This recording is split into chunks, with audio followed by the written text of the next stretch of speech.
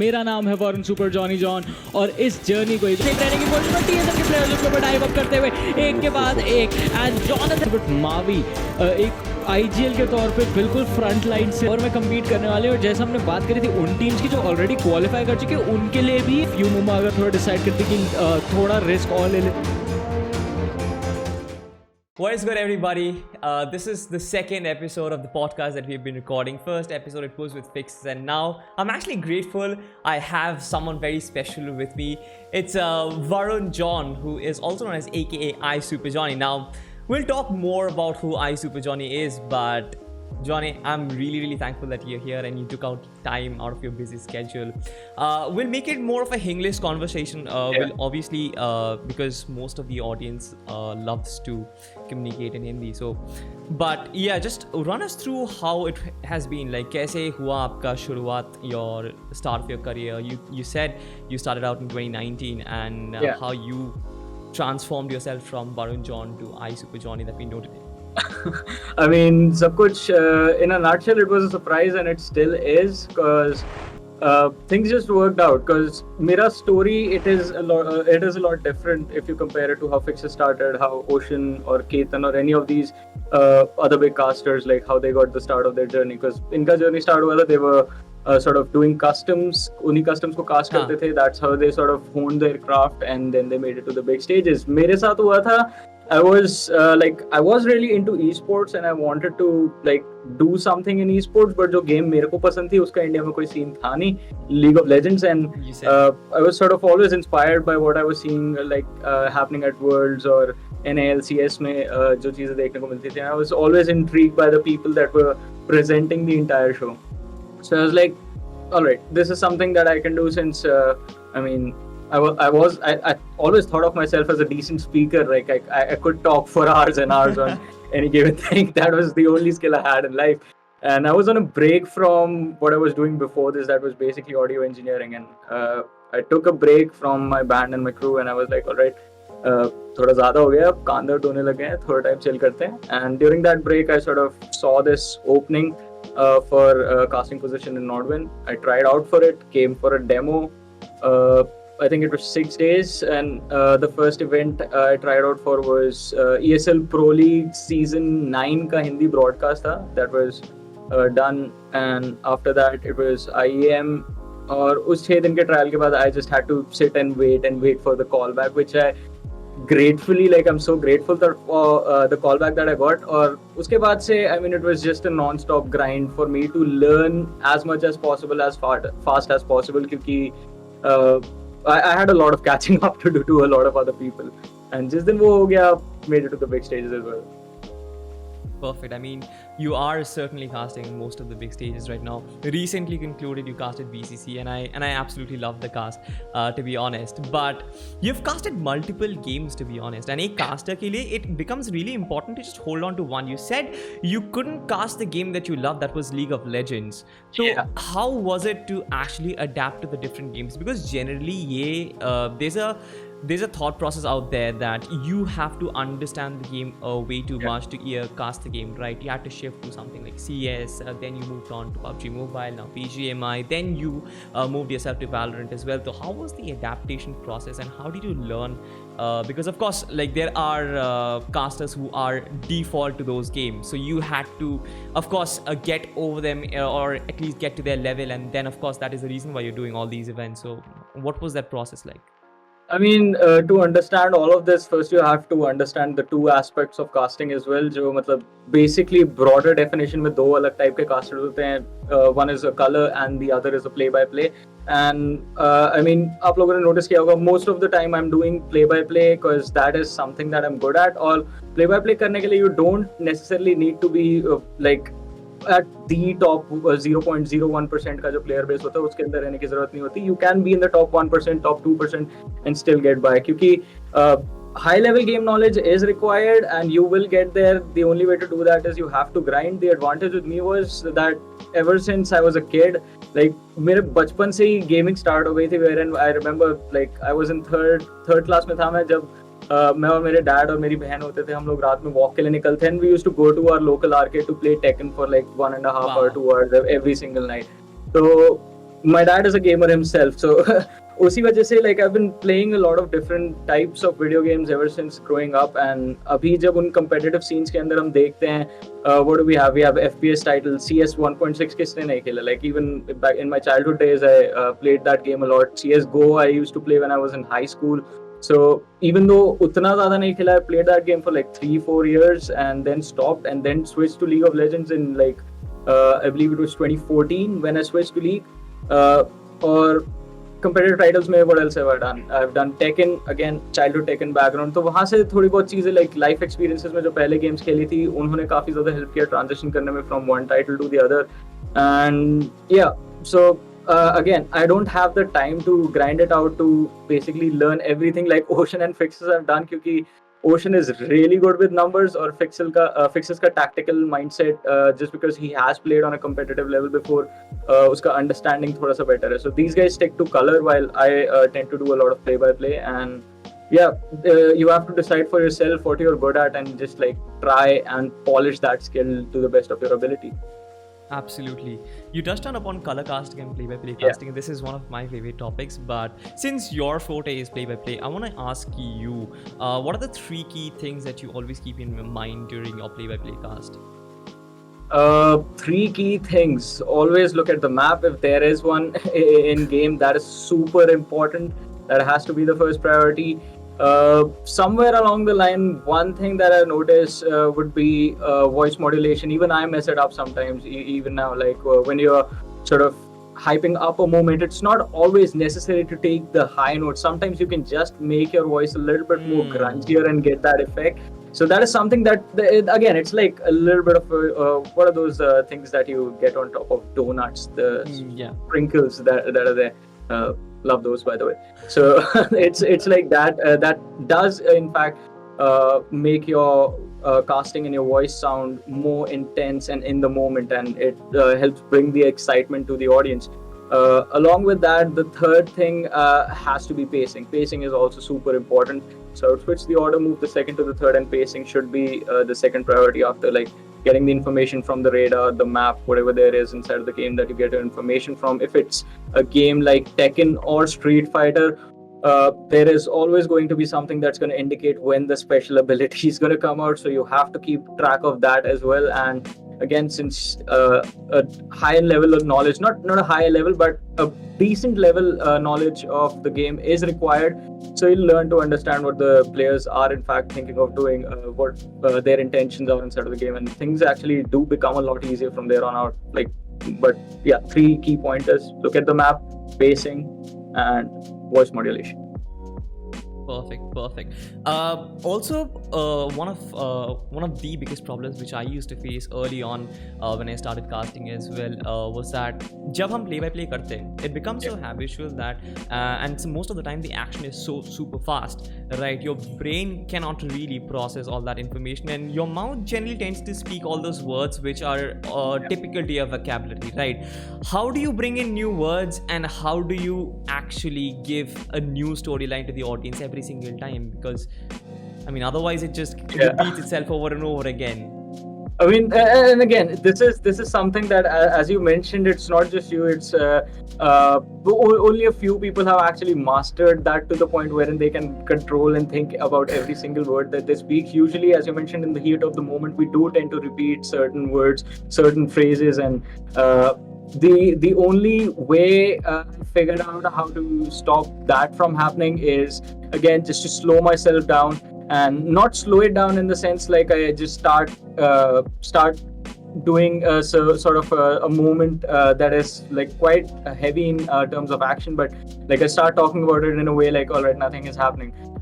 Voice modulation helps at those moments wherein if you do go on the sort of heavier side of your voice, you can sort of build up the excitement while slowing down the pace and take in a lot more information yourself, because you can't do multiple things at the same time, especially when there's a lot happening on the screen. And along with that, I think this one thing that Blair, who is like one of the best casters in the country, sort of gave me a little bit of a tip about this was like, you don't have to talk about everything. There are certain things that you are allowed to ignore. Your job is to tell a story, so that should be your number one priority. The story should sound good. And that's how beautifully you paint a picture with your words. I believe is what I took from it, and that is something that a play-by-play caster should be doing instead of just saying everything that's happening on the screen. Yeah, so you mentioned two very important things right now. You mentioned how you can beautifully paint a picture versus how you can give all the details that's happening on the screen. For a new caster, I guess both the things are literally the same, right? So can you elaborate a little the little differences that are there in both the things, so that the new ones who are just starting out, they can possibly understand?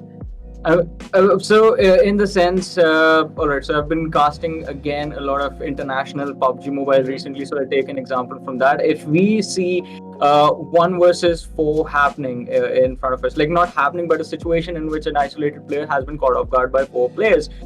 If I was to just say everything that's happening on the screen right now would be from the perspective of what the observer is showing me. Like, all right, we see this one player XYZ hiding behind a box. There are players that are chasing him down, and again, just dictating everything that one individual on your screen is doing. While as painting the picture right now would be just dictating the storyline of that one individual, exactly where his opponents are present in his vicinity, and the options that he has available to him to actually either escape the situation, isolate those fights, or possibilities for his oppositions to actually close in.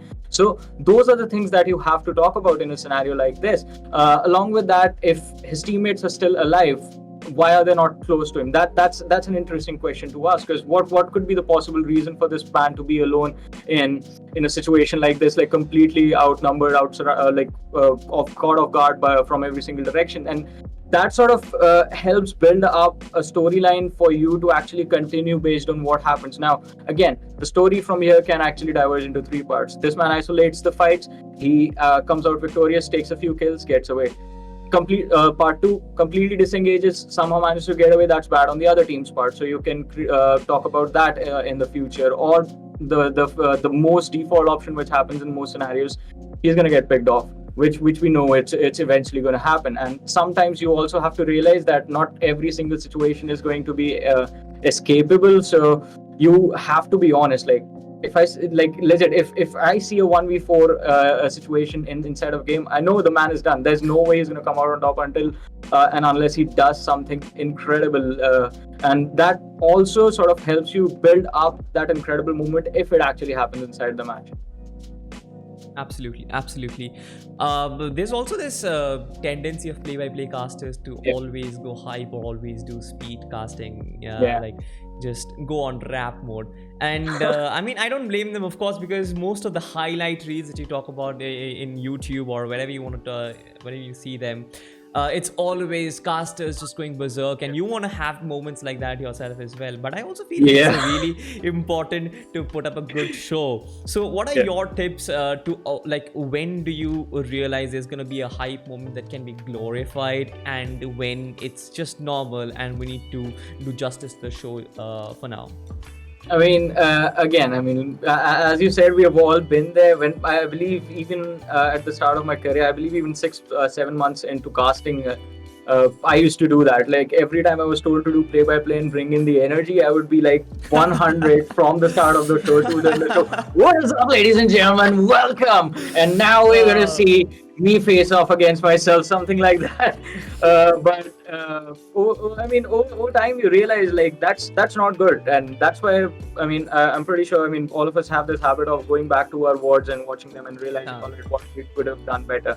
So while doing those ward reviews, I realized, like, this is exhausting. Like, I can't listen to myself. What am I, on crack right now? And that's when I realized what the audience must be going through, like, listening to that, like what is happening. So at that point, I sort of, and even before that, I used to again watch the highlight reels quite a lot. But then I started paying a lot of focus on every single detail of how a play-by-play caster actually casted a match.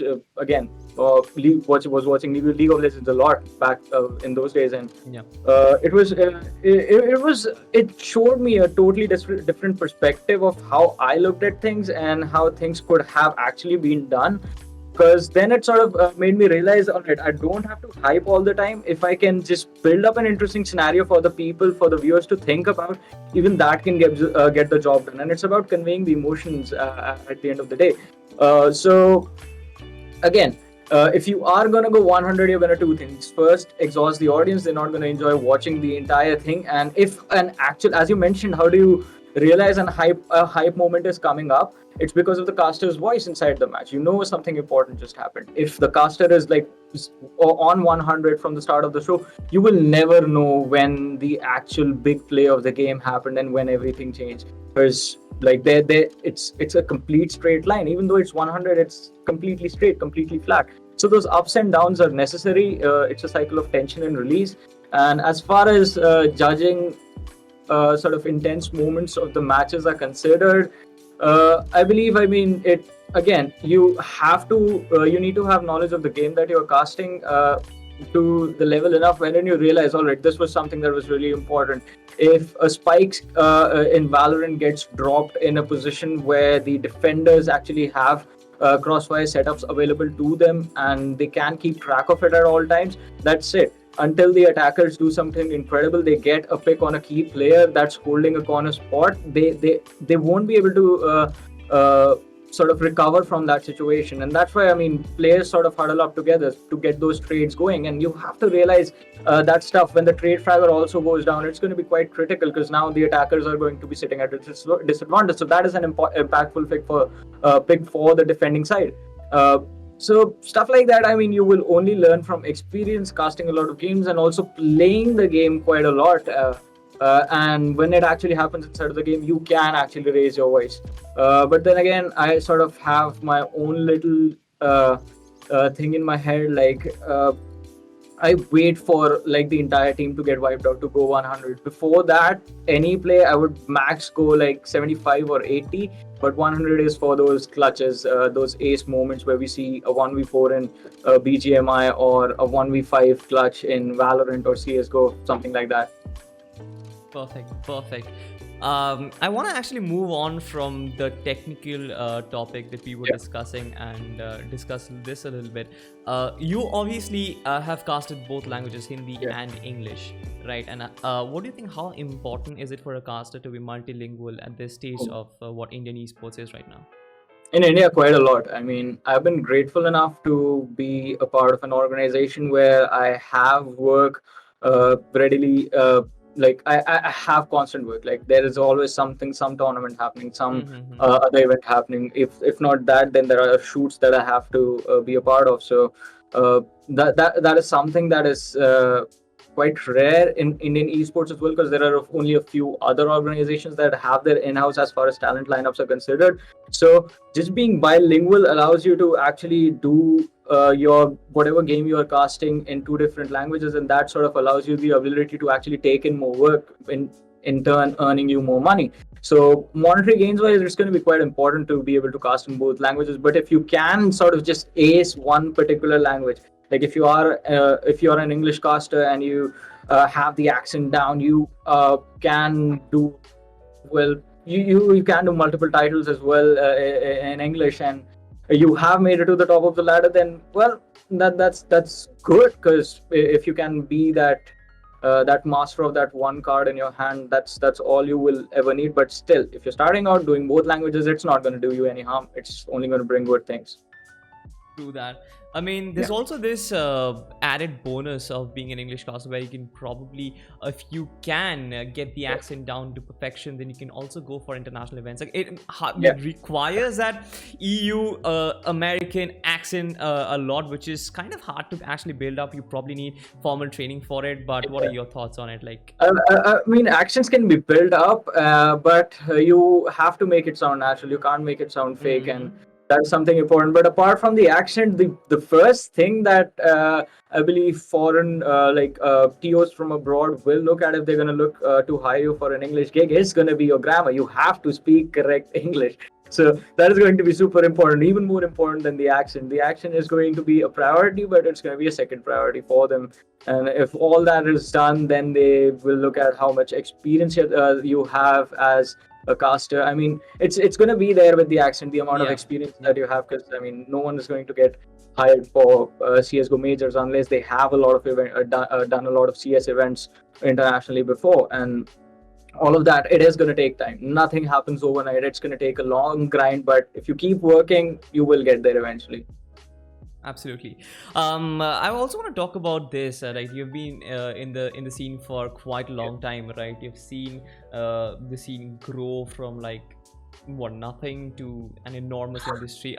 I mean, it's big. We all know that, but you've also seen a lot of talent along the way, right? Now, if you see a new talent, what are the key things which you think are actually the key?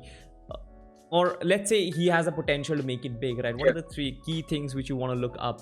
Because also we have had this thing, right? I also probably saw a video in Nodwin's channel where they ask you, like, they look at certain pointers when new talent approach to them. So since you are tied up with them, like, what are your personal thoughts, and what as a TO, what do they expect from new talent? I mean, so I can't talk on Nodwin's behalf, but for me as a talent, I have to say, I mean, so games can be taught. A person can be taught high level knowledge of the game if they are willing to study. So that's going to require you to grind that game out, play day in day out, and get yourself up to the place where you understand what's happening on the screen. And that's going to be individual effort of the person that wants to cast the game. For me, I think being a play-by-play caster, I've realized that although, I mean, not to pat my own back, I have a decent voice, but still, you know, that X factor, the kind of voice quality that the people that we do love, like Anders and Somers from CS:GO, or Obi-Wan from Dota 2 days. I mean, all these incredible players, Quickshot from League of Legends. I mean, all of these guys have those incredible voices, those incredible throats, and that's I guess what I look for in people these days, like sort of the voice quality that they have, their modulation skills, the tonality, how high can they go, how low can they go, all of that stuff. And other than that, yeah, just the spirit, the sort of attitude a person has, that is the most important thing, let me tell you, because you have to work quite a lot in this industry. I mean, from the other side, I mean, you will agree with me on this, because from the other side of the camera, it might look like already you show up, you cast a few games, and you're done for the day. That's not it. There's a lot of work before, and more work even after.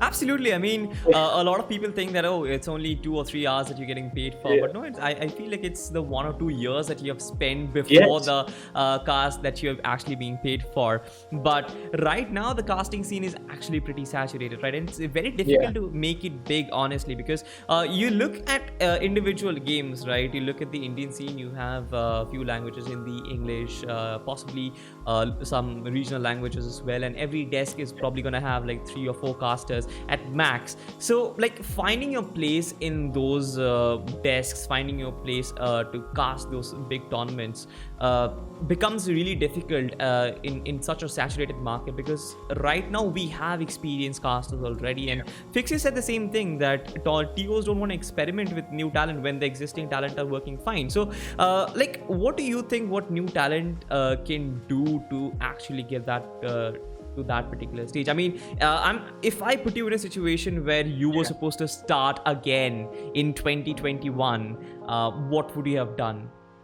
I mean, if I was to start again right now, and alright, we have my brother now. Let's go. We were talking about it before we started, Krebs. Hello. How are you guys? Oh, okay, wait. I think this is the podcast that you told me about. Yeah. Okay. Nah, I just saw you guys together and I'm like, Jonny और Salty एक साथ क्या कर रहे हो? Okay, guys, carry on. काम कर रहे हैं, Good Krebs. luck. काम कर रहे हो. Okay, ठीक है. Good luck, guys. See ya. Bye. Sorry for the awkward interruption. Arre, it's fine. We should put this in, I guess. Guest appearance. I guess so we can put this in the video as well. Delayed Happy Teachers Day. Oh yeah, Happy Teachers Day, Krebs. Hello, sir. Varun sir, ऐसा मत बोलो bro. Sir आपसे सीखा हूँ मैं sir. आपने मेरे को CS कास्ट करना सिखाया था, मेरे को याद है. और हम समोसे की बातें करते थे डेस्क पे. कुछ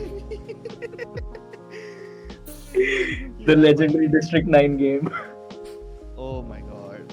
Okay. Alright, guys, have fun. See ya. Right, bye-bye. Chalo, bye-bye. Alright, what were we talking about? What- Ha ha I ha. forgot. Yeah, so basically the question was like, if I put you in a situation, right, you were about Yeah. to start in 2021, how would you think you would make it big when the competition is so high?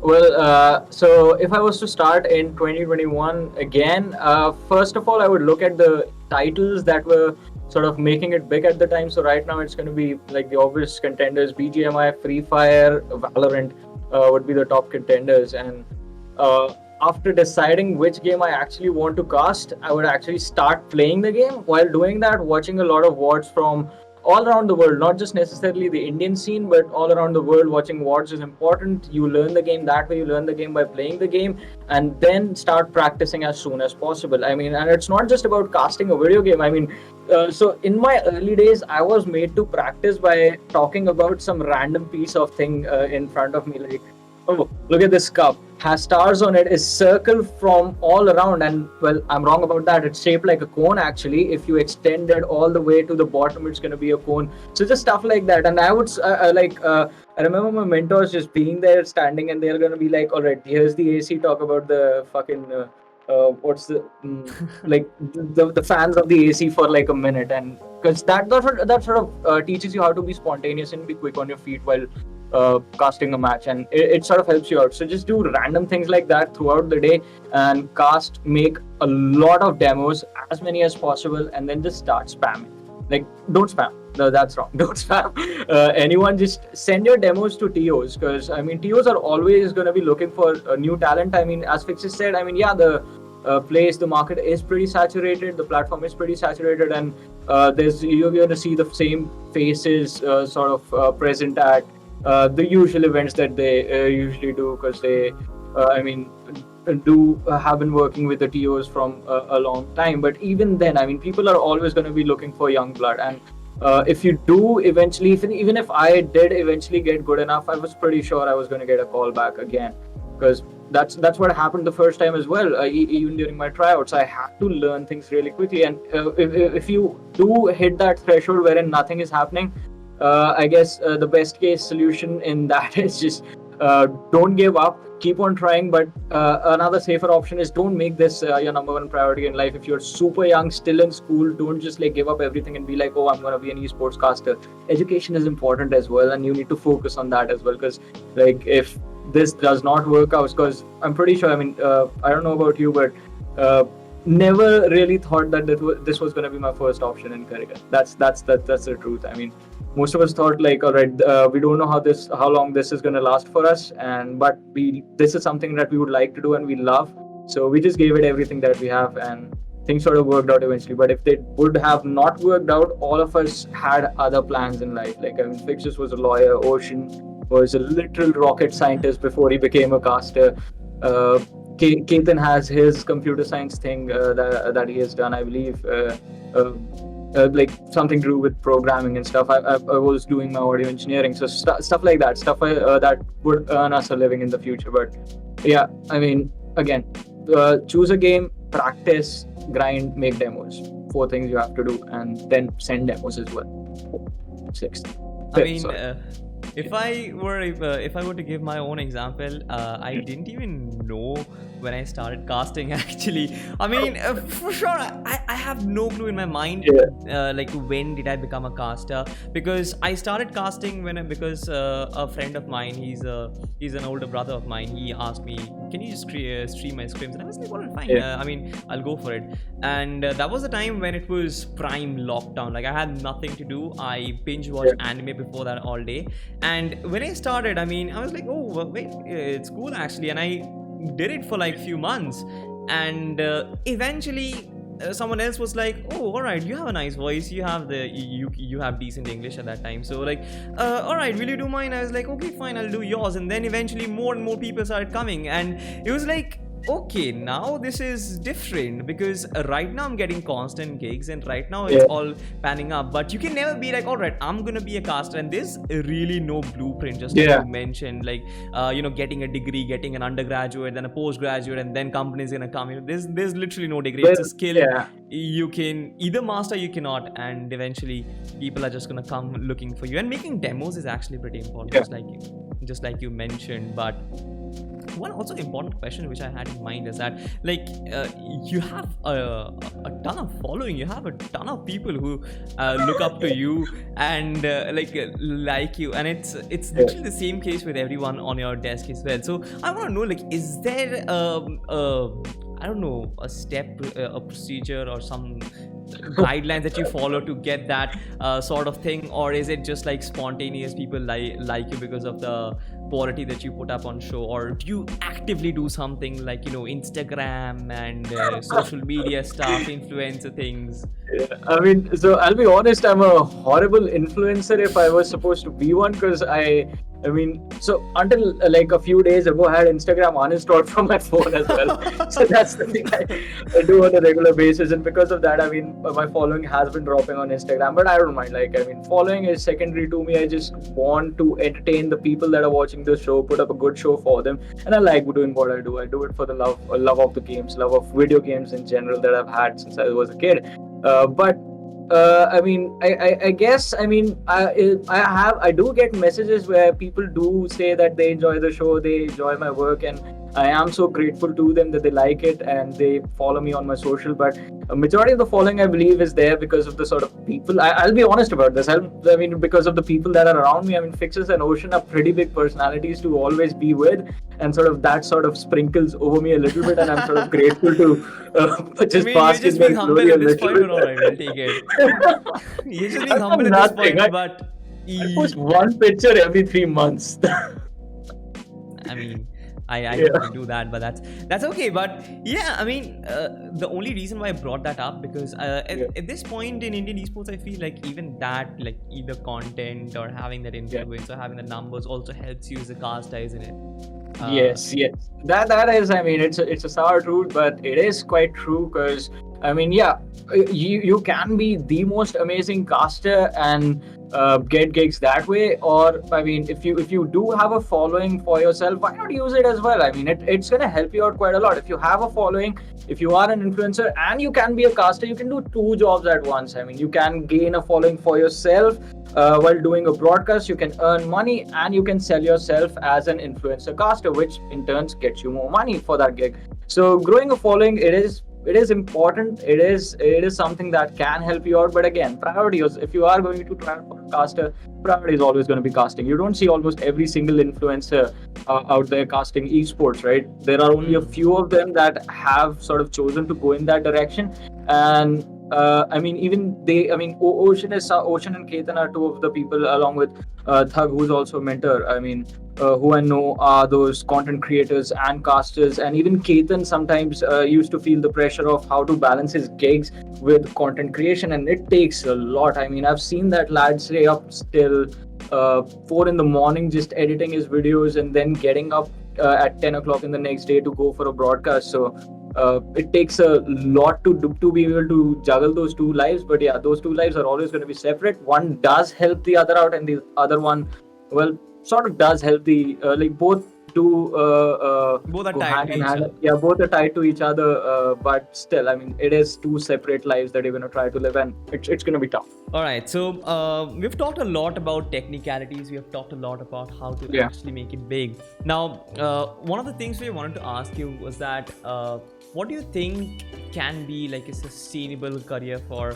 a caster, let's say for 10-20 years? Because I always have this feeling that a caster can get irrelevant very quickly, and his career can burn out if he does not improve. So like, what are the key things which you think you can do so that you can keep casting for like 20 years down the line? I mean, I'm not sure if you will cast 20 years, if you want to cast 20 years down the line, but I'm just asking you for the sake of it. I mean, I hope, man, but I mean, even I'm trying to figure that out, because I haven't thought about even 6 or 7 years down the line. I'm just enjoying what I'm doing right now, and I'm going to keep on doing this till my throat sort of gives in and I'm not able to talk anymore. So that's the plan as of now. But as far as the hierarchy is considered, I believe, I mean, not an hierarchy per se, but so usually, I mean, if you're going to start out as a caster, eventually you're going to want to transition on towards the desk. Once you're on the desk, you're going to want to start hosting events and just being the one dictating the entire show.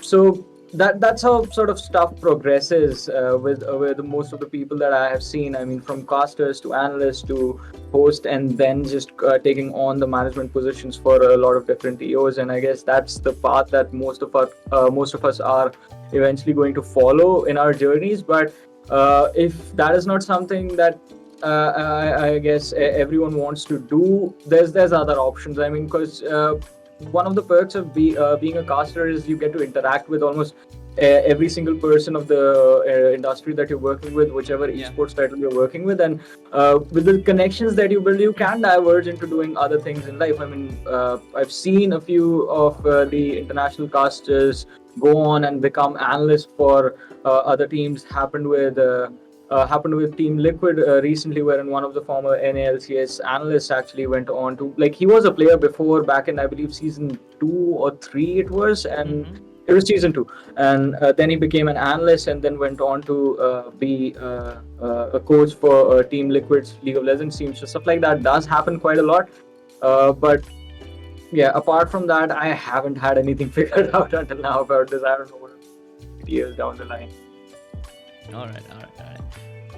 What about you though? Like, let me throw a question at you. All right. Know, I'm like, ready for it. Yeah. Let's go.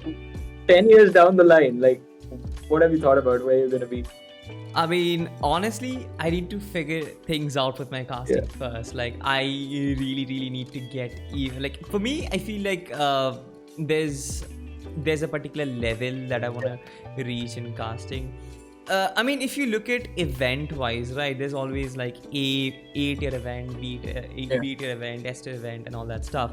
So, like, we've done B tier events, we have done A tier events as well. I haven't done an S tier event yet, but it's not always about events for me. I feel like, personally speaking, I want to reach that technical I don't know, threshold where I can say that yes, I am a good caster right now, because currently I feel there's a lot of drawbacks. So first I want to figure that out. I feel like that's gonna take me 3-4 years. I'm just in college, so I feel like I've started young, and that gives me that extra that extra safety net to just take in more years to learn the craft and hone my craft, and then actually take it as a career option. For me right now, if I stop casting at this point, it wouldn't really hurt me, right? I am certainly doing it as much as I can to just do it, but just like I said, if I stop casting today, tomorrow I'm gonna live a normal life just like a normal student. But yeah, once I am out of college, I guess content creation was something which I want to take up very seriously. Like, not just seriously, like very seriously. Right. And just like you mentioned, it is taxing, I know that, but like, I'm a workhorse, man. I can work for hours and hours, and I can go about it. If it needs me, I can go for 24 hours a day. So yeah, I feel like 10 years down the line, I might be a caster, but I'm pretty sure I'll be a content creator. Like, if it doesn't, it doesn't really matter if I have subscribers on YouTube or not. I'll make videos for the sake of making videos, and that's just it.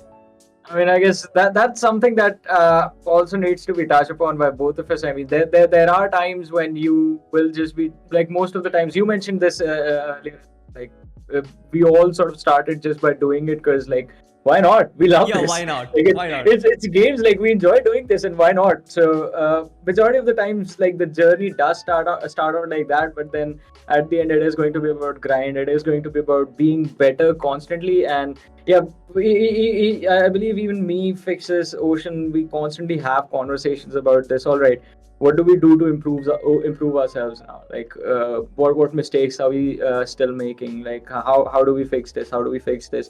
We've always, like, I remember, I mean, it was like 2 or 3 in the morning, and me and Fixes and Ocean were sort of just brainstorming about how we take our pauses, how do we do throws, how do we make our throws sound so, like, natural and just flawless, like smooth transitions between the two of us. And that's why, I mean, even during the VCC, you might have noticed, like me and Ocean, we hardly casted games together, because that is something that we were working on, and it just turned out that the pair ups with fixes, both of us felt a little bit more natural. And because me and Ocean, it sort of becomes a little bit weird when there is two play-by-play casters together. Even though Ocean can do color, his sort of voice allows him to sort of push into the play-by-play territory a little bit. And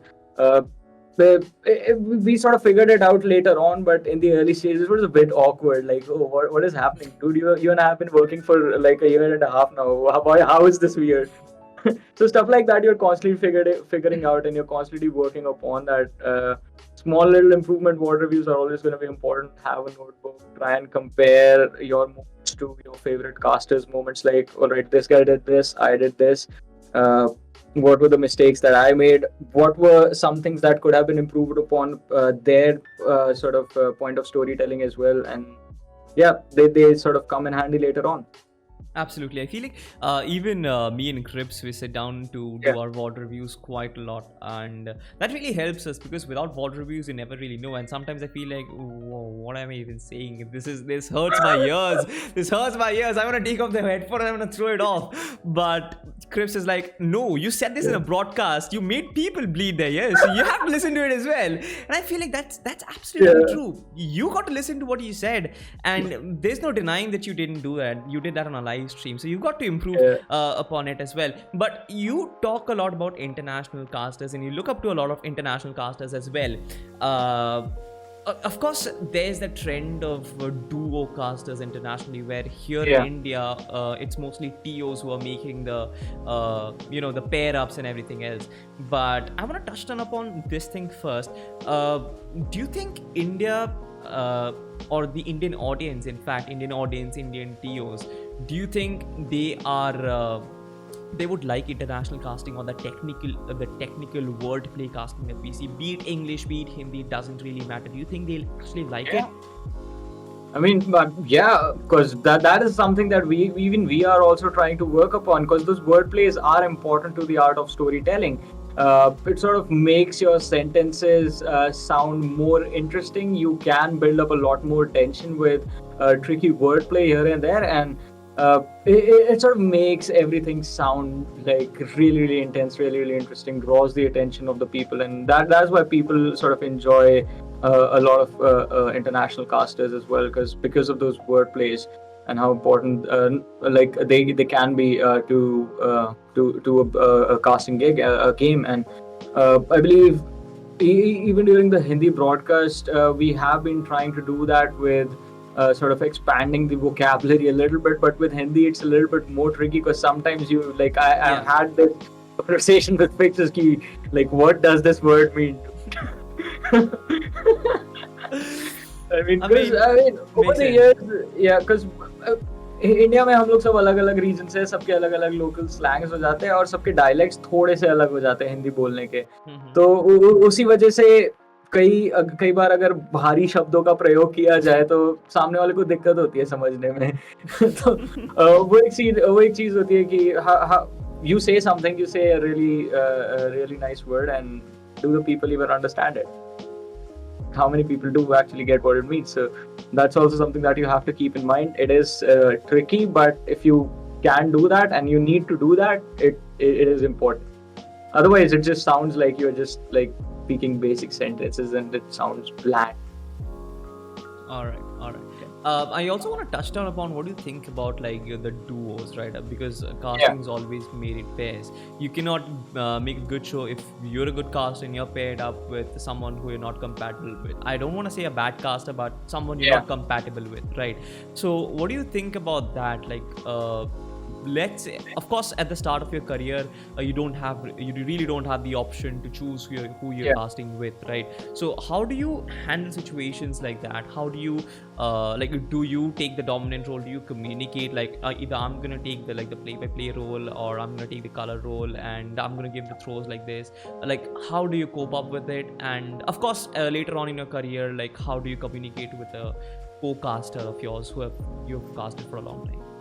I mean, so at this point, I guess I've had the pleasure of working with a lot of different people. A few of them who aren't even casters have sort of come on to help me out for titles such as Street Fighter 5. I mean, the community. I know a few people who are really high tier players, and they have been grateful enough to sort of that. That was also sort of a benefit I had with the game, that I had the perks of knowing a few people who were the best players in the country, and they sort of helped Yeah. me learn the game and were there with me on the broadcast. And since, I mean, again, they weren't casters, it was a little bit awkward, but then again, the most important thing is to give your partner space.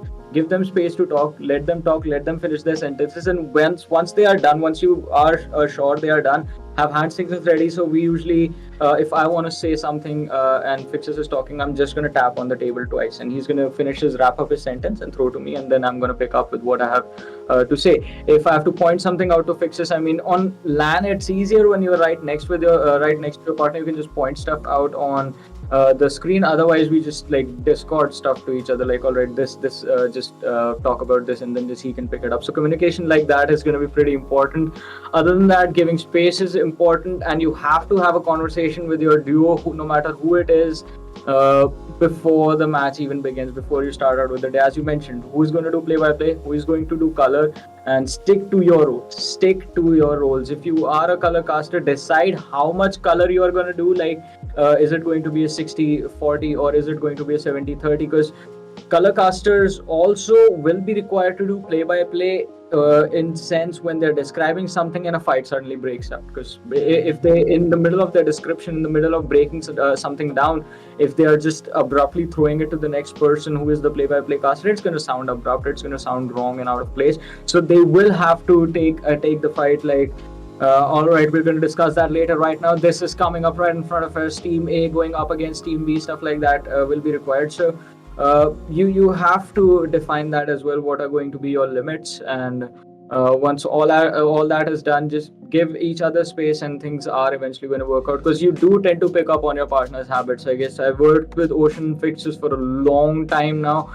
and I know when Ocean is done. I know when his sentence is done and he has nothing else to speak. So I eventually just pick it up with Fixes as well. So you tend to pick up those notes where people stop talking, right? Yeah. This is mine. Every time I stop talking, this is where I come. And I've sort of learned those habits of my co-casters as well, and you learn that after doing a few games with them. But yeah, as you mentioned, we don't really have a choice. Duos, they are a thing. Because obviously, if you're working with someone for a long time, your synergy is definitely going to be really, really good. And if you don't have the option of picking up your duos, just being respectful to your co-caster and giving them space whenever they need to speak about something, it is something that's going to help you out, because that sort of helps you. Because I always say this, always be the one taking the responsibility of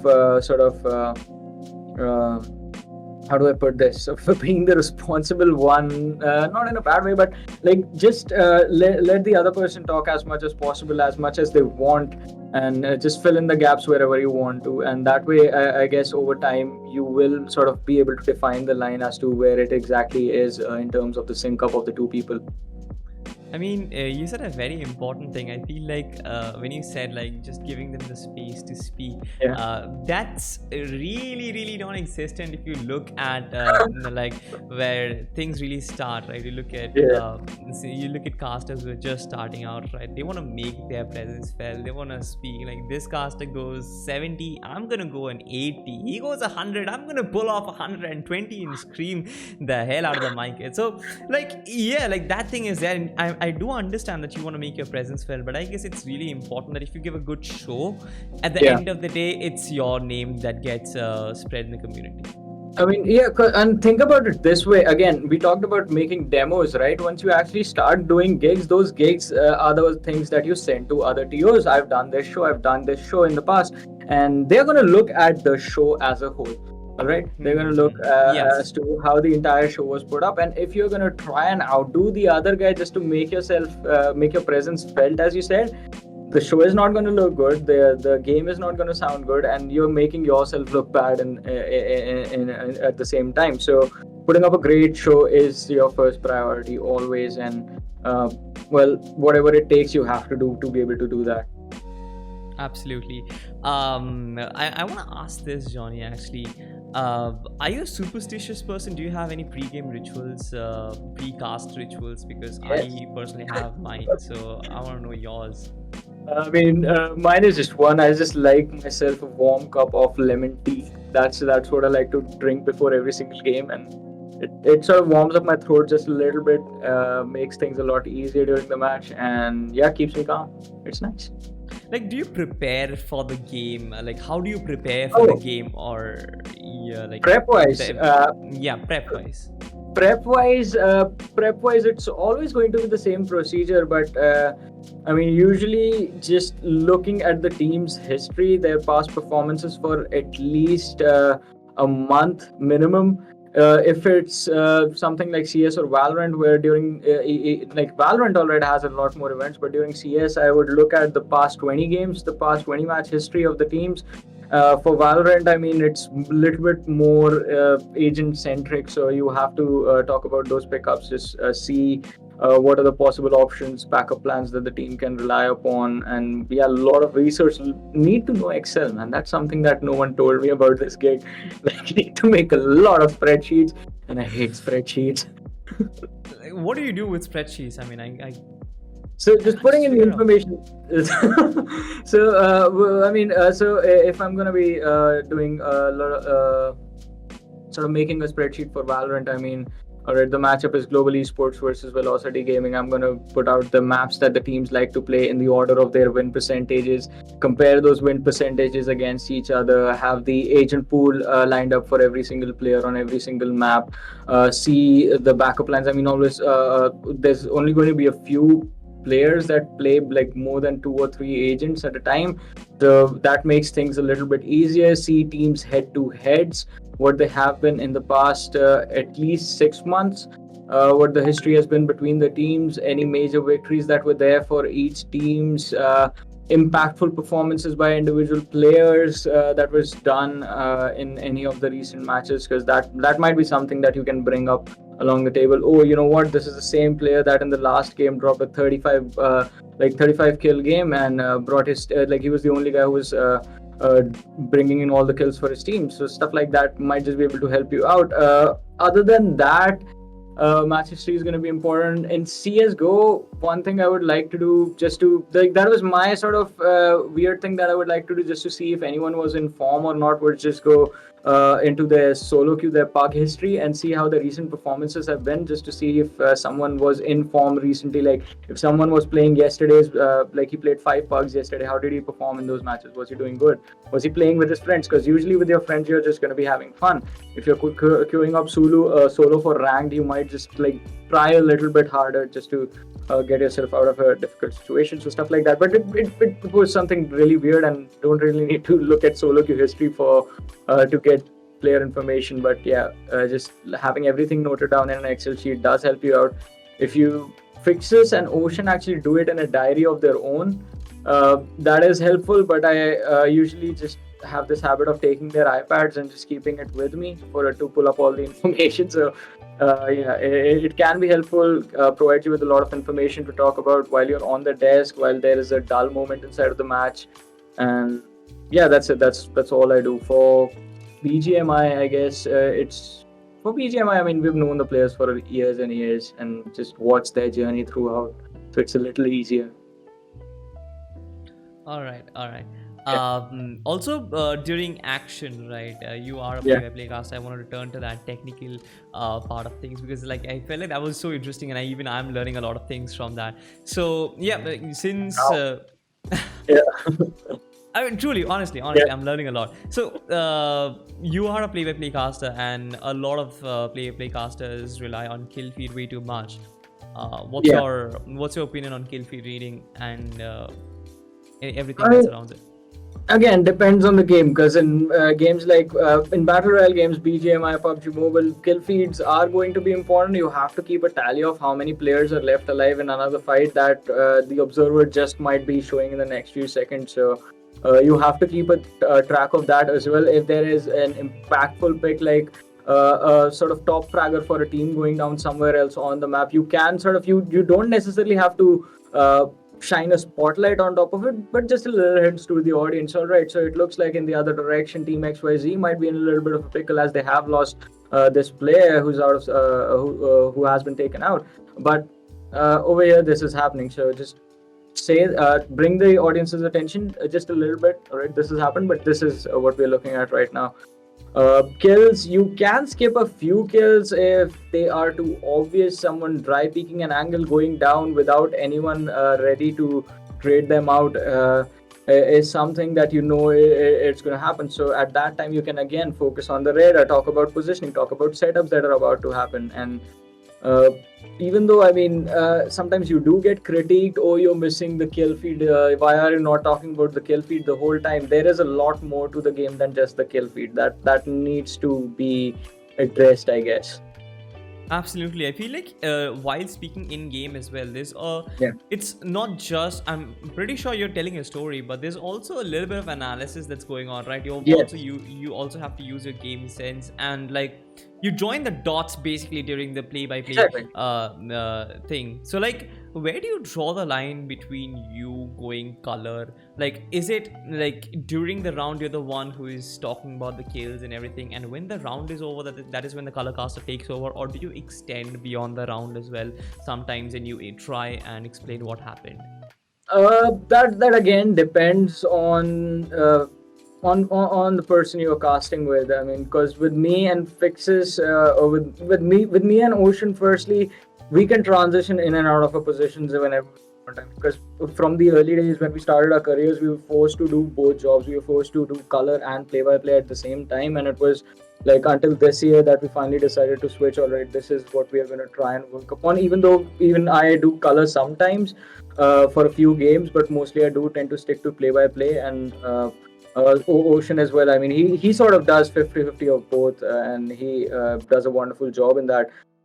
So that's the thing you have to keep in mind. It sort of depends from people to people, but drawing the line, I guess you have to. Again, it all comes down to the understanding of the game. As to you need to know what stuff you can is going to be important to your art of storytelling, and something that's going to be critical to what you're trying to portray to the audience, and the other stuff like the reasons behind the actions of the players. You don't have to break them down completely. Like if I know there is sort of a sandwich situation that the attackers in Valorant are trying to create on Icebox by pushing B main and kitchen area at the same time, and the observer right now is showing the person that's defending from yellow, and that is the storyline that I'm painting, him against the two guys in front of him. But in the meanwhile, the color caster is going to be looking at the map, just seeing what the setup was like and why exactly did what happened on side, why it happened, is what the color caster is going to talk about why after you are done. But your job is to paint the picture of what is happening on the screen. All right, you will refer to the radar. Kitchen is being pushed right now, but it is going to be important for, let's say, SK Rossi to hold off the opposition from the side of VLT pushing in towards B main and stuff like that. Again, need to talk to your co-caster as to exactly how they want their throws to be done. All right, I have to talk right now. all right. Yeah. It's cool. I guess you're still visible. We'll just wrap it up. Yes. Really quick so that even you can go. I guess we have. I have a hack for this, I guess. Wait. Yay, Google Chrome. Wow. Wow. This lighting actually is so much better. Trust me, this looks so dope. But yeah, I'm not gonna hold you for much longer. Just tell me this, as a caster, right? I always believe that it's really important to entertain the audience as well, right? Yes. If you go too much into the game and always want to talk about, right, the game, the tactics, the strategies, sometimes it so happens like the audience feels like they're in a classroom and it's a teacher who is speaking to them, right? Like, I mean, it's my personal opinion, and I've seen a lot of casters, Blay especially, who loves to include all these little spices here and there, where you just talk about random things. I've also seen John Allen and Blank, for that matter, in their PUBG Mobile, where they talk about random certain things like it's like they're talking suddenly about an anime or a ramen or what, etc., whatever. So like, do you think early on in any caster's career they should try and adopt to this, or do you think only when you reach a certain threshold you are allowed to venture out? No, I believe, I mean, you are a personality on stage, you are a personality on camera, and again, being entertaining, you have to draw a strict line. All right, this is something that we're not gonna do. You're not gonna like have your shirt on the back, like standing in front of the camera with your chest exposed, like.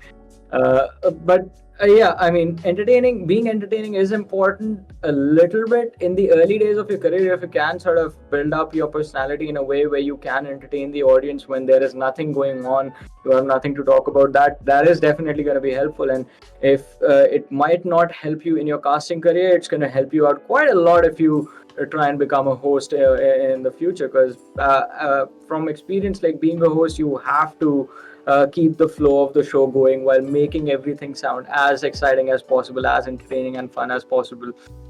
So that is going to be helpful. And as far as talking about random stuff is considered, I believe you don't necessarily have to do that in order to be entertaining. Ocean has this habit of just making bad, really horrible jokes during the cast, and people find this hilarious. He makes a lot of physics references, those maths patterns that he has in his brains, the mind of a rocket scientist at work right there.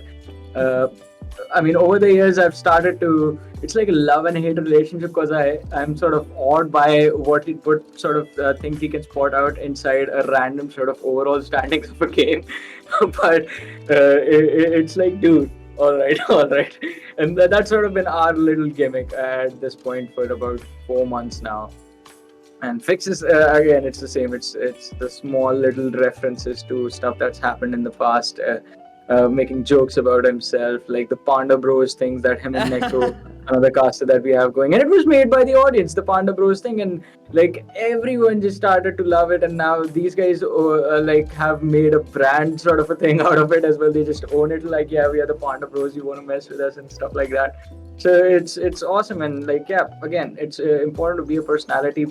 Again, it's about having a presence on stage, but not overdoing it to the point where you're like, all right, this is my show and I'm the star of this event. You can't do that. You have to be respectful to other people. You're all there for the same job. So just have fun. If you are having fun, the audience will have fun. If you feel the emotions of the game, the audience will feel the emotion of the game. If you are just going to look at a game like, oh, this is just another match, I have to do this, no one is going to enjoy it. You are not going to enjoy it. The audience is not going to enjoy it. So yeah, just have fun as much as possible, and that's it. One important principle again, which I think is important, is I always feel like as casters, you're not the protagonist, but the players are the protagonists, and you're the ones who are telling their stories. But final question, Jonny, tell me. All right, you take how many points you want, you can take it, but what are the responsibilities of a play-by-play caster? Because I guess a lot of play-by-play casters or aspiring play-by-play casters can learn from this. What are the responsibilities of a play-by-play caster in a show, in any esport that's out there, and what roles do you fulfill? I mean, talking about the responsibilities, there are not that many. I mean, your job is to tell the story as in as fun of a way, as interesting of a way as possible. So you have to be good with your wordplays. You have to be a good speaker first of all. Need to have your voice modulation down if you want to get good and make a name for yourself. Those are also important things. Well, that's pretty much it. That all you have to do. Along with that, I mean, it's not rocket science. I mean, Ocean would agree with you on this. It's not rocket science. That's the things that we do. I mean, it is difficult because you have to be on your toes. You have to be really spontaneous to be able to come up with words and sentences and sort of talk about something that is literally happening out of the blue in front of you. And it is going to take a while for you to learn that, but it is something that you can work upon. It is something that you can improve upon over time. So that's about it. I mean, other than that, just watch as many other people as you can as well, because again, even right now, I mean, you say people are going to learn stuff from me. I feel like I'm just talking about all the basic stuff that's there to talk about casting, and even I still have a long way to go, man. I'm just getting started. It's just been 2.5 years, I guess, at this point. But yeah, I'm just getting started. It's a long way. It's a long journey. It certainly is. I guess it's the same thing for all of us, because the moment you think you're the best, there starts a downfall. But yeah, any tips from Varun, John, aka iSuperJonny, to new casters just starting up who look up to you? Any tips? 3 tips. What do you want to give them at the start of their career? Well, I mean, start of the career, just make sure you make a lot of demos, practice quite a lot as much as possible. I mean, don't overdo it, don't overdo your practice, focus on your education as well. And along with that, I would say just have fun. That is the most important thing. That's the number one tip I would give to anyone, not just like anyone who wants to be a caster, but you want to do anything, just make sure you're having fun, make sure you're enjoying whatever you're doing in life. Absolutely. Well then, ladies and gentlemen, it's been a fun conversation with Varun John, aka iSuperJonny. I mean, I'm really grateful, John. Thank you so much for coming here, and thank you so much for being a part of our podcast. And with that being said, I guess it's it. We'll say bye-bye to you, and we'll see you in the next one.